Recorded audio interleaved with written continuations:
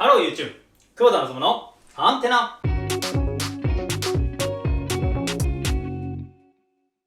ということで、今日は売るから一緒に作るグロッシアっていう事例を紹介していきたいと思います。まずこの会社、すごく面白い会社で、2014年に創業した会社なんですけど、ニューヨークで生まれた会社で、ミレニアム世代だったり Z 世代が対象となっているコスメブランドの会社です。ここが何が特徴的だったかっていうとですね、お客様のことの定義の仕方っていうのがすごく特徴的だったっていうことなんですね。顧客を会社の競争者として定義をしました。会社の競争者もしくは、競合者っていう風に定義したんですね。例えばですね、いきなりその商品がメーカーによって作られて、広告によって商品が紹介されて、で消費者が選択をして買うっていうのってちょっと違うんじゃないのってことをこの会社は考えたわけです。めちゃめちゃ、ロックンロールな考え方ですよね。メーカーが作って顧客が買う時代は終わったんだっていうことなんですよ。でその考え方で結果どうなったかというと、2019年には1000億円を超えるユニコーン企業になりました。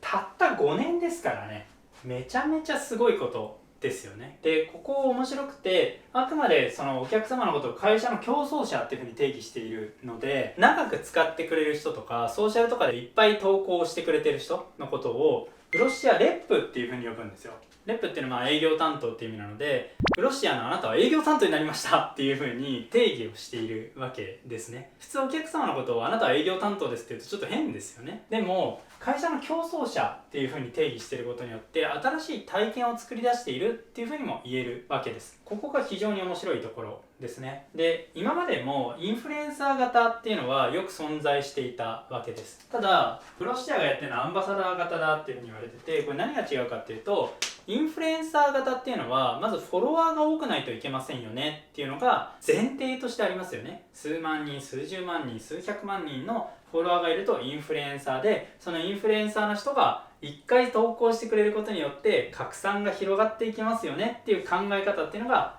このインフルエンサー型だったわけです。数が物を言う世界だったわけですよね。でもこのグロッシア型が面白いのは、アンバサダー型って言って別にそのフォロワー多くなくていいわけですよ。確かに営業担当ってことで考えると、営業担当ってフォロワー別に多くなかったりしますよね。ちょっとフォロワーが少ないんで採用できませんみたいな面接ってあんま聞かなくないですか？そんな感じなのでアンバサダー型っていうのを取り入れてて、熱狂的に商品を愛してくれて広げてくれる人を、どんどん積極的にグロッシアレップと呼んでいったっていうことなんですね。でこれ名言が残っていて、この会社のホームページに載ってるんですけど、美しさは役員室で作られるものではなく、あなたがそのプロセスに参加することで生まれるものだっていう名言っていうのがあります。これあれみたいですよね。事件は会議室で起きてるんじゃない、現場で起きてんだっていうやつですね。これ何が面白いかっていうと、買うっていう体験自体も作り変えてしまったっていうことなんですよね。確かに今までも例えば製品のプロセスを見せましょうって言って、どんな風に作られているか顔の見える野菜とかっていうのが